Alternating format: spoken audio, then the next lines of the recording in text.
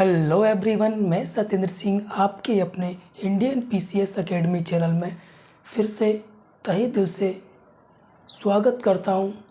और आप लोगों का सपोर्ट मेरे साथ रहेगा तो मैं इस यात्रा को बहुत लंबे तक लेकर जाऊंगा और बहुत आराम से धीरे धीरे लेकर जाऊंगा, क्योंकि जल्दबाजी में किसी का भला नहीं हुआ है और जल्दीबाजी में पहले जैसे पेपर नहीं आते जो हम सिर्फ फैक्ट बाई फैक्ट पढ़ के उसको क्लियर कर देंगे।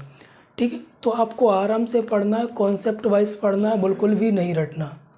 ओके, तो बस आप मेरे साथ लंबे समय तक बने रहिए। और आप सभी के लिए मैं एक विशेष सूचना लेकर आया हूँ। पहले शुरुआत करता हूँ मैं कक्षा 1 से, जो एकेडमिक्स होते हैं उनके लिए। कक्षा 1 से 10 तक के जितने भी छात्र छात्राएँ उनके लिए, जैसे कक्षा 1 में तो SST वगैरह नहीं होती है, तो मैं सीधा अगर बात करूँ तो 5th क्लास से अगर बात करता हूँ तो जितनी भी SST के अंदर क्या क्या आता है, हमारा ज्योग्राफी आ जाता है, इतिहास आ जाता है, सिविक्स आ जाता है और इकोनॉमिक्स वगैरह जो भी आता है वो सिर्फ आपको 100 रुपये में 100 रुपीज़ में पढ़ाया जाएगा।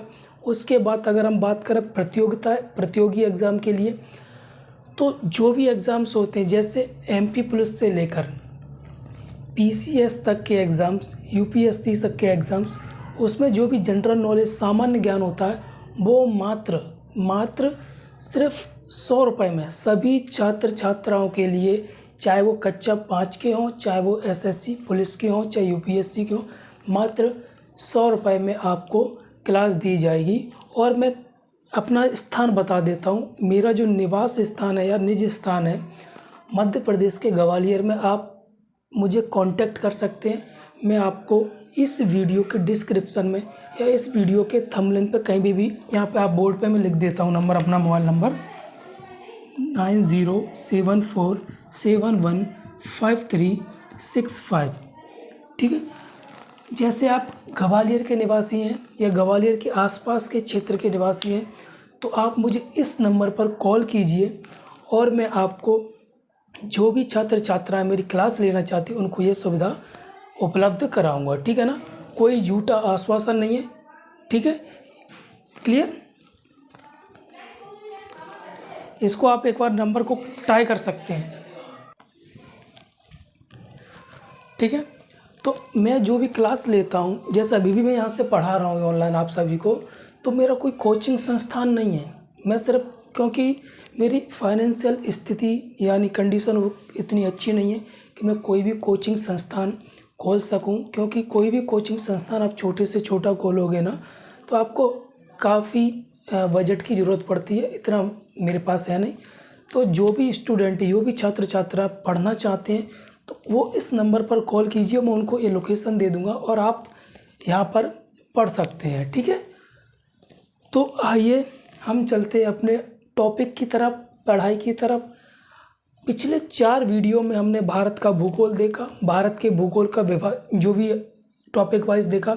हिमालय देखा, हिमालय के बाद हमने उत्तर भारत का मैदान देखा, उत्तर भारत के मैदान। अब आप जो मेरा वीडियो पहली बार देख रहे हैं, जो भी स्टूडेंट्स मेरा वीडियो पहली बार देख रहे हैं वो पिछले वीडियो जाकर देख लेना, उनमें आपको पूरा कॉन्सेप्ट क्लियर हो जाएगा। ठीक है, कोई भी आपको संशय नहीं पालना है कि सर ने छोड़ दिया, वो कर दिया, कुछ भी। क्लियर। तो आज हमारा टॉपिक रहेगा भारतीय मरुस्थल। जो 6 उपखंड मैंने बताए थे आपको, 6 उपखंडों में सबसे पहले हिमालय था, दूसरा था उत्तर भारत का मैदान था। ठीक है, तीसरा हमारा क्या है, मरुस्थल। क्लियर। मैं कोई भी चीज़ नहीं छोड़ूंगा और टेलीग्राम की लिंक मैं इसके डिस्क्रिप्शन में दे देता हूँ, वीडियो के डिस्क्रिप्शन में, तो आप वहाँ से टेलीग्राम चैनल ज्वाइन कर सकते हैं, वहाँ से PDF डाउनलोड करके उसको प्रिंट करा सकते हैं। लेकिन एक बात मैं पहले भी बता चुका हूँ, फिर दोहरा देता हूँ, जैसा मैं बोर्ड पे लिखाता हूँ इसके आपको नोट्स बनाना है। इसी नोट से क्या होगा, जैसे आपको अगर रिवीजन करना होगा शॉर्ट टाइम में, तो आप क्या करोगे, सिर्फ इसी को उठा के देख लेना, आपका काम हो जाएगा। ठीक है, भारतीय मरुस्थल की अगर हम विशेषताओं की बात करते हैं तो यहाँ पानी बहुत कम, मतलब यहाँ बारिश बहुत कम होती है। ठीक है, अगर मान लो यहाँ बारिश बहुत कम होती है तो यहाँ की जो भी जीव जंतु होंगे और जो पेड़ पौधे होंगे वो भी उसी क्लाइमेट के अनुसार अपने आप को क्या कर लेते हैं, ढाल लेते हैं। या ये बोल सकते हैं हम कि उसी क्लाइमेट के अनुसार जो भी जीव जंतु या पौधे होते हैं वहाँ पर वो जन्म लेते हैं। जैसे यहाँ पर ऐसे पेड़ पौधे पाए जाते हैं जो कटीले होते हैं, जैसे नागफनी हो गया। आप लोगों जैसे राजस्थान के हो गए तो वहाँ पे ऐसे छोटे छोटे, उसको हमारी भाषा में बोलते हैं टेंटी, ठीक है ना, जिसका अचार डाला जाता है। तो ऐसे कटीले वृक्ष या झाड़ियाँ पाई जाती हैं। और यहाँ के जैसे ऊँट आप देखते हो, राजस्थान में रेगिस्तान में ऊँट पाए जाते हैं।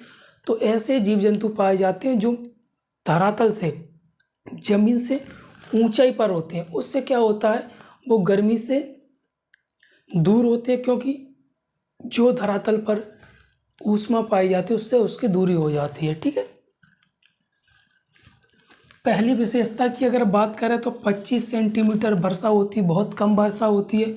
अगर हम इसके विस्तार की बात करें कि ये मरुस्थल जो हमारा भारतीय मरुस्थल है किस किस राज्य में पाया जाता है, आपसे अगर क्वेश्चन पूछा जाएगा कि भारतीय मरुस्थल का विस्तार कहाँ कहाँ पर है, राजस्थान, अब मैं भारत की बात कर रहा हूँ, पाकिस्तान की बात नहीं कर रहा हूँ इसमें, ठीक है। राजस्थान, गुजरात, पंजाब और हरियाणा। पहला क्या था, 25 सेंटीमीटर वर्षा होती है, ठीक है। क्वेश्चन पूछा जाएगा आपसे। और इसका विस्तार कहाँ कहाँ पर है। विश्व के जितने भी मरुस्थल पाए जाते हैं, जैसे हमारा जो भारत का मरुस्थल है वो कौन सा मरुस्थल है, थार मरुस्थल। और एशिया का कौन सा सबसे बड़ा मरुस्थल है, गोबी। और विश्व का सबसे बड़ा मरुस्थल अफ्रीका महाद्वीप में कौन सा है, सहारा डेजर्ट या सहारा मरुस्थल। तो अगर सभी मरुस्थल और भी हैं, उनका नाम नहीं हम यहाँ पे लेंगे। तो विश्व के जितने भी मरुस्थल हैं उन सब में से यहाँ का जनसंख्या घनत्व सबसे ज़्यादा होता है। अब ये जनसंख्या घनत्व क्या बला है वो समझिए, यानी घनत्व क्या चीज़ होती है।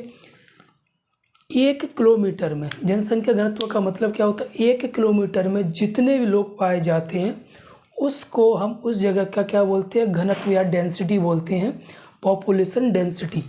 अगर मान लो 1 किलोमीटर ऐसे, 1 किलोमीटर 1 किलो वर्ग किलोमीटर, ठीक है ना, 1 वर्ग किलोमीटर, 1 वर्ग किलोमीटर का मतलब होता है 1 किलोमीटर इधर चलो, 1 किलोमीटर इधर चलो, 1 किलोमीटर इधर, 1 किलोमीटर इधर, मतलब एक स्क्वायर टाइप में।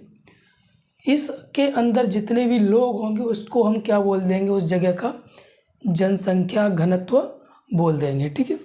तो विश्व के सभी मरुस्थलों की अगर हम बात करें तो यहाँ का जनसंख्या घनत्व सबसे अधिक है। इसका कारण ये है कि यहाँ पर हमारे भारत का जो मरुस्थल है विश्व के दूसरे मरुस्थलों का इतना कठोर जलवायु नहीं पाई जाती। यहाँ पर थोड़ी सॉफ्ट का मतलब होता है, ना तो ज़्यादा गर्मी पड़ती है ना ज़्यादा सर्दी पड़ती है, तो थोड़ा नॉर्मल रहता है।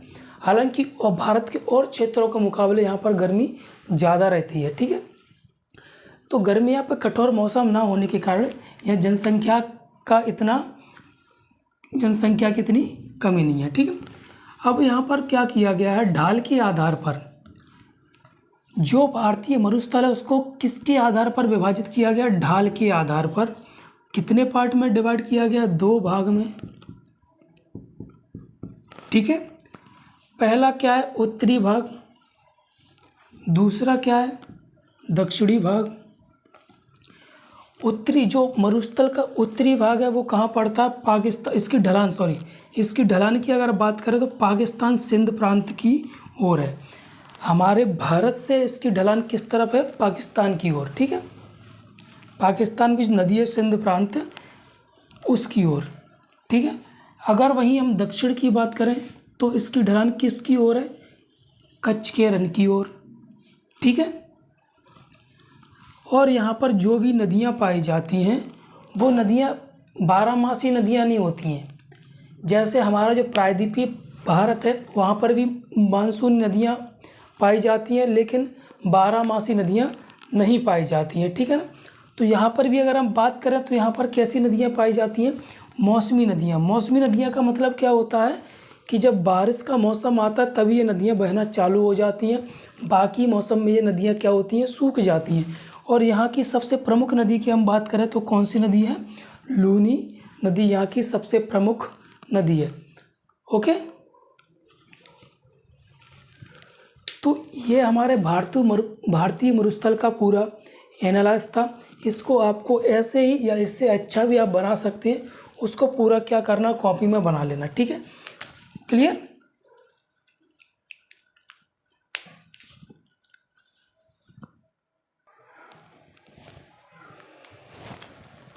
ठीक है।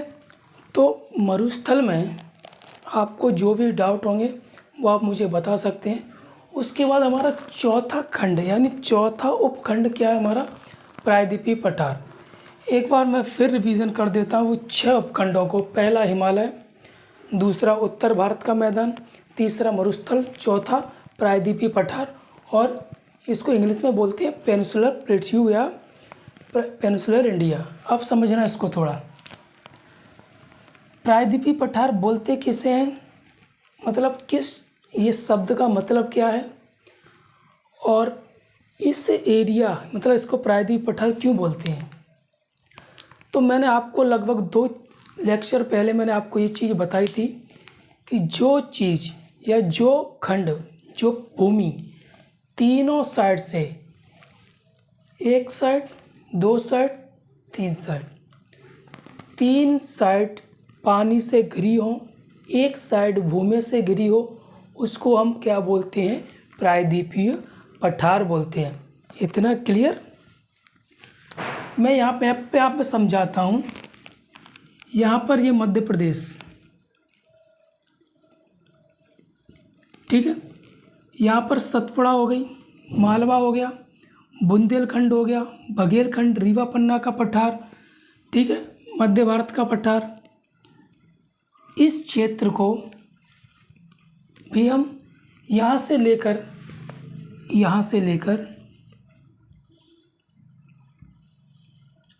राजमहल की पहाड़ियाँ झारखंड, ये पूरा क्षेत्र किस में आता है, प्रायद्वीपीय पठार में आता है।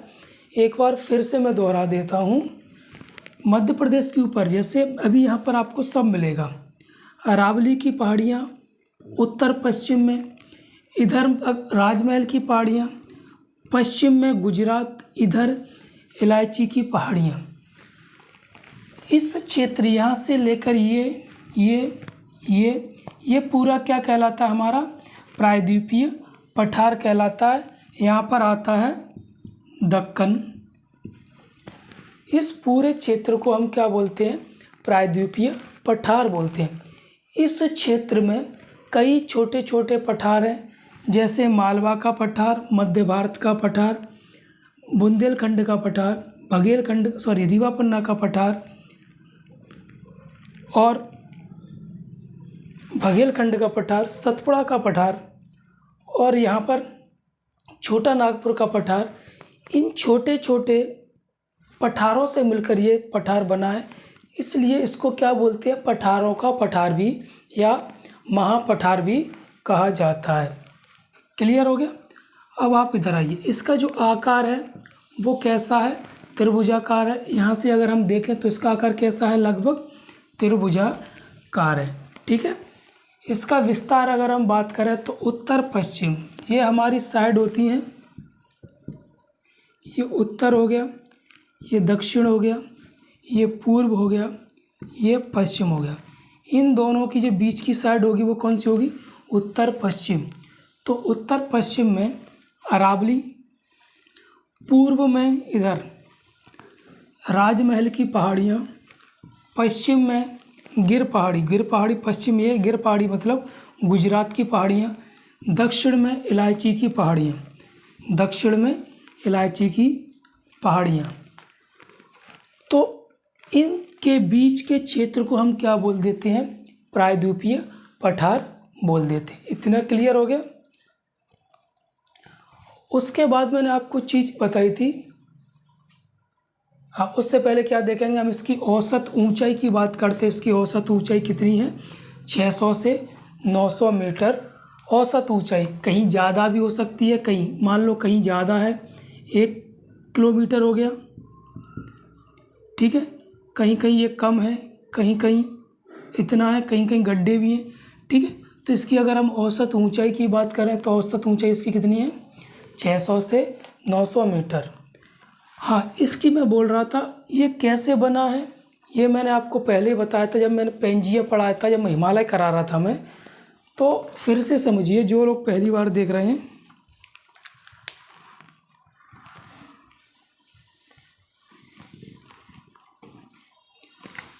पहले पूरा पार्ट था, पृथ्वी एक खंड था पूरा, उसको हम क्या बोलते थे?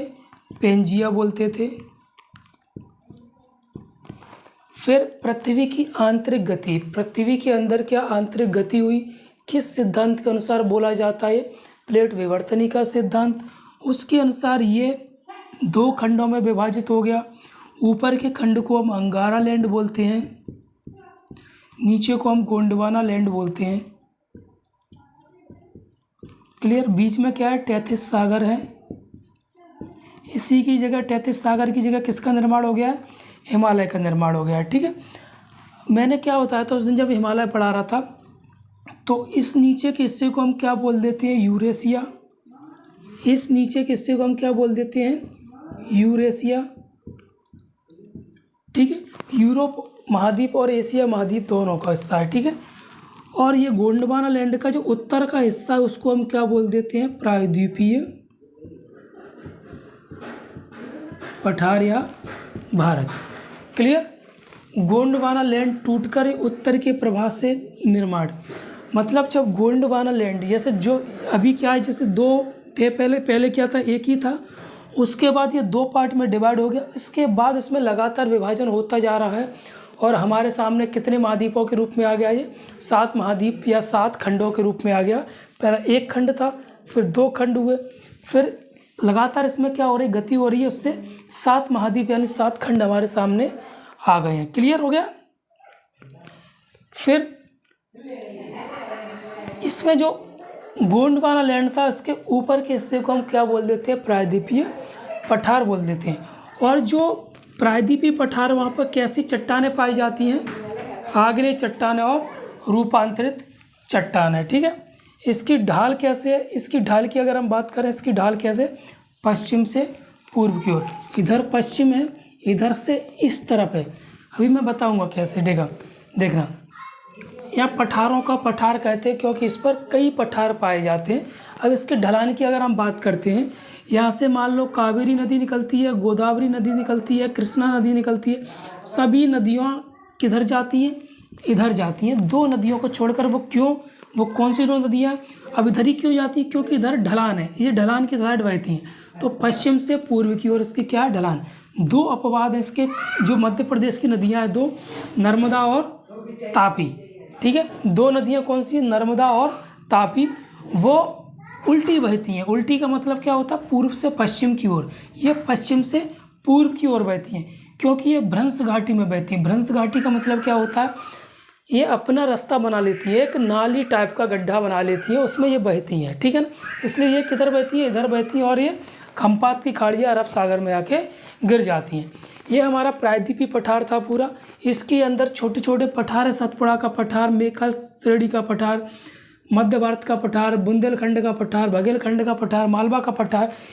ये हम नहीं पढ़ेंगे, इसकी मैं आपको PDF दे दूंगा, उससे आप इसको लिख लेना। क्लियर हो गया? तो इसको आप नोट कर लेना और अपने किताब में क्या करोगे? आप ऐसे ही बना लेना। ठीक है, ओके। तो इसको आप स्क्रीनशॉट ले लेना और इसको नोट कर लेना, या साथ साथ में भी आप नोट कर सकते हैं वीडियो को रोक कर। ठीक है, इतना क्लियर? अगर इस क्लास में आपको या पिछली क्लास में कोई भी डाउट होता है तो प्लीज़ आप हमें बताइए, हम आपके सारे के सारे डाउट क्लियर करने का प्रयास करेंगे। ठीक है, और आपको मेहनत करना बिल्कुल शुरू से, क्योंकि बिना मेहनत के आप जीवन में कुछ अचीव नहीं कर पाएंगे। क्योंकि आप हमेशा याद रखना, आज प्रतियोगिता यानी कंपटीशन बहुत बढ़ गया है, बहुत। जब तक आप घर में कोई भी छोटा से छोटा एग्ज़ाम अगर देंगे आप, तो घर में क्या करना है आपको? आपको 5 से 6 घंटे से कम नहीं पढ़ना है। कोई भी छोटा एग्ज़ाम दो, 5 घंटे तो कम से कम पढ़ना है आपको। उससे कम में काम नहीं चलेगा अगर आपको सिलेक्शन लेना है तो। अगर सिलेक्शन नहीं लेना है तो आप बिल्कुल भी मत पढ़िए, 1 घंटे पढ़िए, कोई मतलब नहीं है। मैं फिर से दोहरा देता हूँ, अगर आप कोई भी अच्छी तैयारी कर रहे हैं, कोई भी एग्ज़ाम्स की तैयारी कर रहे हैं अच्छे से, तो आप 2 घंटे पढ़ना और बिल्कुल ना पढ़ना दोनों बराबर हैं। ठीक है, अगर आपको पढ़ना ही है अच्छे से 5 से 6 घंटे दीजिए। ऐसा भी नहीं है कि आप एक दिन दे रहे हैं, ठीक है। और कुछ क्या क्या कभी क्या हमारे साथ क्या क्या होता है, हमने कभी टाइम टेबल बना दिया या किसी ने बोल दिया या कोई मोटिवेशनल वीडियो देख लिया हमने, तो शुरुआत में हमें क्या लगता है अब तो मैं फाड़ूंगा, कोई भी एग्ज़ाम आ जाए ये करूंगा वो करूंगा। तो ये ऐसे मोटिवेशन से दूर रहें। सबसे बड़ा मोटिवेशन हमारे घर में हमारे माता पिता होते हैं, उनसे उनको अगर आपका मन नहीं लगता है तो उनका एक बार चेहरा देखिए, वो काम करते हैं। सबसे बड़ा मोटिवेशन आप सभी के लिए वही है।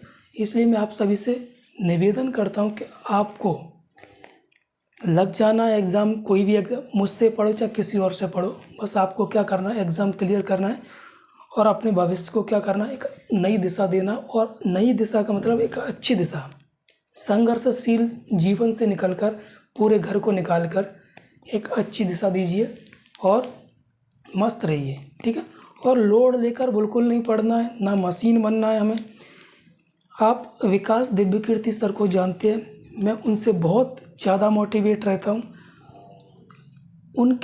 उनकी बातें सुनकर, उनके वीडियोस देखकर मैं बहुत कुछ सीखा हूँ और मैंने जीवन में एक नई दिशा की ओर, क्योंकि उन्होंने मुझे सिखाया था, क्योंकि कभी भी दबाव नहीं लेना है। क्योंकि अगर आप दबाव लेते हैं तो उस दबाव से पहली बात तो कोई हल नहीं निकलेगा, होगा उतना ही नुकसान होगा, आपके स्वास्थ्य को नुकसान होगा, आपके परिवार को, और खुद से कोई हल नहीं निकलेगा। तो उससे अच्छा क्या करना है, हमें रिलैक्स होकर पढ़िए। 5 घंटे मैंने आपको बताए हैं छोटे एग्ज़ाम्स के लिए, कोई ज़्यादा नहीं है। 2 घंटे सुबह पढ़िए, 2 घंटे दिन में पढ़िए, 2 घंटे रात में पढ़िए, जो भी आपका टाइम टेबल जो भी है आप अपने हिसाब से टाइम टेबल बनाइए। आपको सुबह मैथ लगाना अच्छा लगता है, सुबह मैथ लगाइए, रात में मैथ लगाना अच्छा लगता है, रात में लगाइए। किसी के टाइम टेबल को फॉलो मत कीजिए, लेकिन टाइम टेबल अपना बनाइए खुद का, क्लियर। क्योंकि टाइम टेबल से क्या होता है, आप 12 बजे का जैसे आप पढ़ने का टाइम है, उस टाइम पर अगर आप कहीं भी होंगे तो आप क्या बोलोगे कि मेरा पढ़ने का टाइम हो गया, मुझे घर जाना है। अगर टाइम टेबल नहीं होगा तो आप क्या करें, ठीक है 1 घंटे बाद पढ़ लेंगे, और वो 1 घंटा दोबारा नहीं लौट के आएगा, क्लियर। तो बस आपको अपने हिसाब से अच्छे से पढ़ना है, ठीक है।